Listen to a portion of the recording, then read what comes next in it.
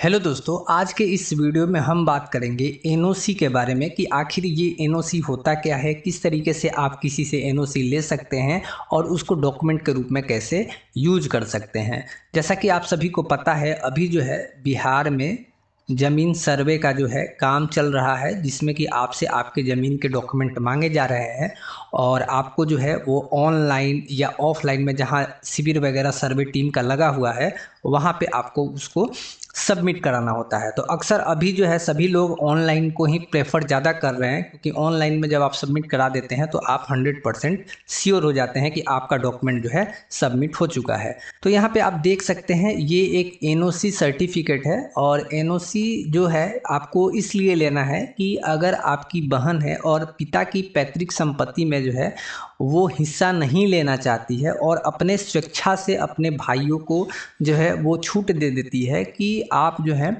मेरे संपत्ति जो बनती है उसको आप खुद से ही अपना बंटवारा करके अपने पास ही रख लें, तो उस माध्यम से उसके लिए उस बहन को एनओसी देना पड़ता है। यानी उस बहन को एक लेटर लिख के देना पड़ता है कि मुझे जो है अपने पिता की संपत्ति में से कुछ भी नहीं चाहिए। या अगर किसी जो है कोई भाई है और वो भी संपत्ति नहीं लेना चाहता है, उसके कोई बच्चे नहीं हैं या कोई उत्तराधिकारी नहीं है, तो वो भी फिर वो अपने दूसरे भाइयों में अगर वो देना चाहता है तो फिर वो भी जो है एनओसी लिख के दे सकता है। ठीक है, तो इसको जो है नो ऑब्जेक्शन सर्टिफिकेट बोलते हैं। मतलब कोई भी ऑब्जेक्शन नहीं है, मेरी जो संपत्ति है या मैंने जो भी इसमें लिखा हुआ है इस पेज पे वो जो है अप्लाई हो जाएगा। ठीक है, तो इसको जो है नो ऑब्जेक्शन सर्टिफिकेट बोलते हैं, एनओसी बोलते हैं, हिंदी में अनापत्ति प्रमाण पत्र भी बोलते हैं और इसको आप एफिडेविट भी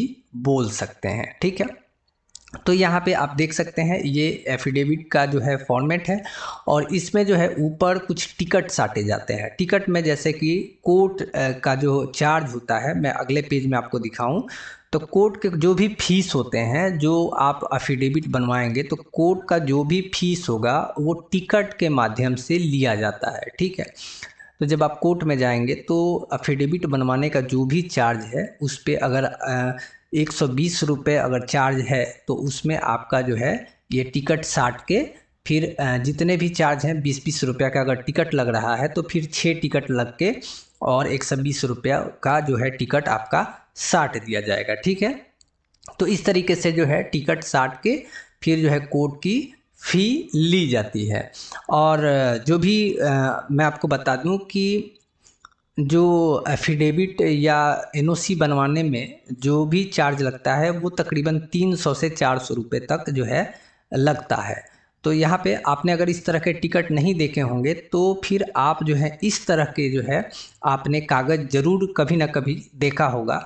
तो ये जो है ये भारतीय गैर न्यायिक है, मतलब ये न्यायालय में पेश नहीं किया जा सकता है। यानी कि इसको जो है ये कोर्ट वगैरह में आप यूज नहीं कर सकते हैं। इसको अंग्रेजी में इंडिया नॉन जुडिशियल पेपर बोलते हैं। इसको जो है स्टाम्प पेपर बोला जाता है, यानी कि स्टाम्प भी बोला जाता है। ये जो है 50 रुपये का भी आता है, 100 रुपये का भी आता है, 500 का भी आता है, 1000 का भी आता है। तो ये आप जो है ज़मीन की लिखाई वगैरह या किसी तरीके का एग्रीमेंट कोई बनवा रहे हैं या आप किरायानामा बनवा रहे हैं तो उसमें जो है ये सारा चीज़ यूज होता है। लेकिन कोर्ट से अगर आप किसी तरीके का कोई भी एनओसी वगैरह बनवा रहे हैं तो फिर इस तरह का टिकट जो है वहाँ कोर्ट में यूज किया जाता है। ठीक है, तो जब आप किसी वकील वगैरह को वहाँ पे कोर्ट में जाके और किसी वकील से कहिएगा कि एनओसी मेरे को बनवाना है तो वो सारा चीज़ आपका प्रोसेस वगैरह वो खुद ही कर देगा।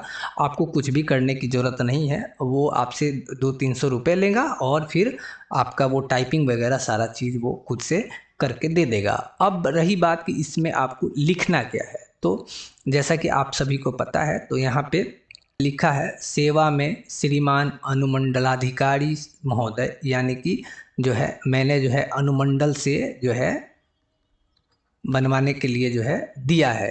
आप जो है कहीं से भी बनवा सकते हैं, एसडीएम हो गया या आप जो हैं डीएम डिस्ट्रिक्ट मजिस्ट्रेट से या जो है सब डिस्ट्रिक्ट मजिस्ट्रेट से जो है आप जो है बनवा सकते हैं। तो दो जगह से आप बनवा सकते हैं। सबसे बेटर जो है आप चाहें तो डीएम से ही बनवाएं तो ज़्यादा बेटर रहता है। ठीक है, तो अब जो है हम और भी देख लेते हैं, और मैंने पेज को छोटा कर दिया है और इसमें अब हम देख लेते हैं कि इसमें तो विषय में हमने लिख दिया है एनओसी के जो है संबंध में, एनओसी के संबंध में यहाँ पे और भी चीज़ें आप जोड़ सकते हैं। ठीक है, यहाँ पे अब जो है मैटर लिखना शुरू हो चुका है कि महाशय सविनय निवेदन यह है कि मैं जो भी आपका नाम होगा, फिर पति का नाम, पिता का नाम, जो आपका गांव होगा, पोस्ट होगा, थाना होगा और अंचल, फिर जिला जो भी होगा आप यहाँ पे लिख देंगे। अब यहाँ पे रही बात कि कैसे पता चलेगा कि जो लेडी है, जो लड़की है, वो कहाँ की है। अब जो है आप चाहें तो यहाँ पे जो है आप अस्थाई पता डाल सकते हैं। ठीक है, अस्थाई पता, और अस्थाई पता में जो है आप अपने पिताजी के घर यानी मायके का, यानी कि मायके का जहाँ से आपका जन्म हुआ है, जिस लड़की का जन्म जहाँ पे हुआ है, उसके घर का एड्रेस यहाँ पे डाल सकते हैं। और वर्तमान पता में जो है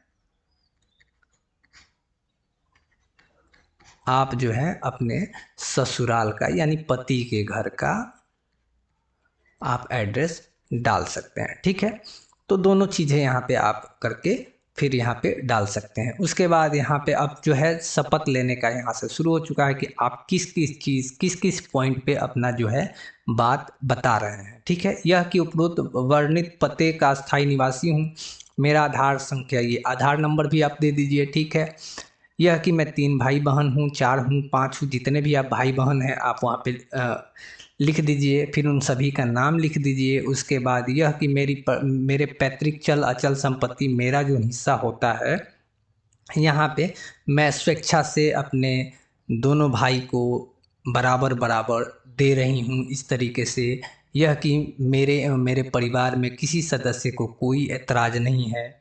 यहाँ पे ये हो गया, और यहाँ पे फिर आगे जो है ये सारा पेपर, अगर ये सारा पेपर आप जो है कोर्ट में जाएंगे तो वो सभी चीज़ें जो हैं, जो टाइपर होते हैं, जो टाइपिस्ट होते हैं, वो वहाँ पे लिख देते हैं, या वकील भी आपका जो है लिखवा देता है। ठीक है, उसके बाद यहाँ पे जो है उनका साइन होगा, फिर यहाँ पे एड्रेस होगा, और फिर आपको जो है वो वकील के माध्यम से ही वो जमा हो जाएगा। अब जो है फिर से मैं एक बार बता दूं, ये आप इस डीएम के पास या डीएम के पास आप जो है इसको जमा करेंगे। डीएम के पास ज़्यादा बेटर होता है, और इसमें जो है आपको डीएम के पास जब अगर आप जाते हैं, डीएम जो कि डिस्ट्रिक्ट न्यायालय में होते हैं, तो आप डीएम के पास जाते हैं तो जो बहन होगी, बहन को भी वहाँ पे जो है जाना पड़ेगा। बहन को इसलिए जाना पड़ेगा कि बहन जो है वहाँ पे आपका वहीं जो है शपथ ले रही है, तो फिर वहाँ पर उससे पूछा जाएगा कि आप जो ये बात लिख रही हैं ये आपका सही बात है, आप इसमें जो है एनओसी दे रही हैं, उसमें जो है अपना साइन करेगी और फिर वहाँ से एनओसी आपको मिल जाएगा। तो इस तरीके से आप जो है एनओसी बहन से या जो भी भाई हैं जो आपको एनओसी देना चाहते हैं उनसे ले सकते हैं। तो इस तरीके से एक छोटा सा वीडियो था कि आप जो है एनओसी किस तरीके से ले सकते हैं और आपको क्या क्या एनओसी में लिखवाना होता है।